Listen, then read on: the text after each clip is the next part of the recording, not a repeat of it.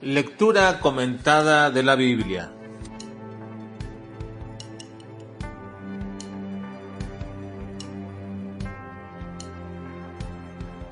Segunda carta a los Tesalonicenses. Corrección a la mala enseñanza doctrinal.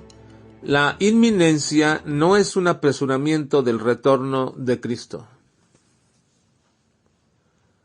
La segunda carta a los Tesalonicenses parece ser que fue escrita en un periodo muy corto de tiempo desde la primera. Algunos piensan incluso que probablemente fueron algunas semanas de diferencia, y como hemos visto en la anterior carta, la iglesia de Tesalónica fue una iglesia que se estableció en muy corto tiempo, y Pablo quería enseñar una de las grandes doctrinas del cristianismo, la venida del Señor Jesucristo por su iglesia. Lamentablemente parece que su enseñanza fue tergiversada por algunos, e incluso parece que alguien introdujo una carta falsa en la iglesia como si fuera de Pablo, y por ello dice: pero con respecto a la venida de nuestro Señor Jesucristo y nuestra reunión con Él, os rogamos, hermanos, que no os dejéis mover fácilmente de vuestro modo de pensar, ni os conturbéis ni por espíritu, ni por palabra, ni por carta, como si fuera nuestra, en el sentido de que el día del Señor está cerca. Esta carta que se menciona aquí debió haber sido desechada junto con su enseñanza, y les da una prueba de que las cartas de él tienen el signo de su escritura al final de toda carta. Dice: la salutación es de mi propia mano, de Pablo, que es el signo de toda carta mía. Así escribo. Ahora bien, el problema más grande estaba en el hecho de que los tesalonicenses, guiados por la enseñanza falsa de alguien, creían que el juicio del Señor ya había comenzado y que el Señor ya estaba presente y había regresado, y por ello muchos comenzaron a dejar de trabajar y a tratar de meterse en todo asunto particular de la vida de otros creyentes, creyéndose con la autoridad de hacerlo por si quizá a lo mejor esto les granjearía alguna posición entre el reino de Cristo, como gente con iniciativa e interesada en los altos estándares de una vida cristiana. Pero Pablo les aclara que el tiempo de la venida de Cristo está bajo los tiempos del Señor, y que Dios mismo ha especificado ese orden. Dice: nadie os engañe en ninguna manera, porque no vendrán sin que antes venga la apostasía y se manifieste el hombre de pecado, el hijo de perdición.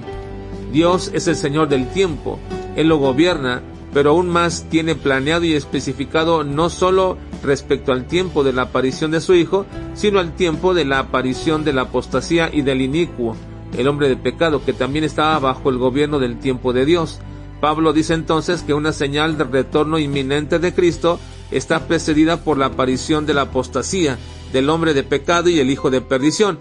Esta enseñanza que Pablo enfatizó cuando estaba con ellos, ese misterio de iniquidad que es un poder engañoso para aquellos que no creen en la verdad, a fin de que sean condenados. Pero Pablo menciona una bendición a todos aquellos que pertenecemos verdaderamente a la iglesia. Les dice: damos gracias a Dios, hermanos amados, de que Dios os haya escogido desde el principio para salvación, y aclara: porque no es de todos la fe.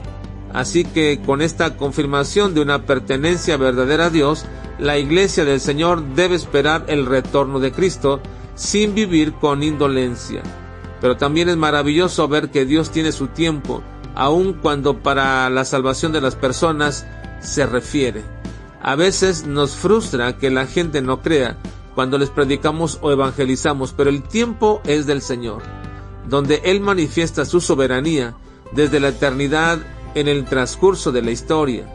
Pablo les dice entonces: pero nosotros debemos dar siempre gracias a Dios respecto a vosotros, hermanos amados por el Señor, de que Dios os haya escogido desde el principio para salvación, mediante la santificación por el Espíritu y la fe en la verdad, a lo cual os llamó mediante nuestro Evangelio, para alcanzar la gloria de nuestro Señor Jesucristo.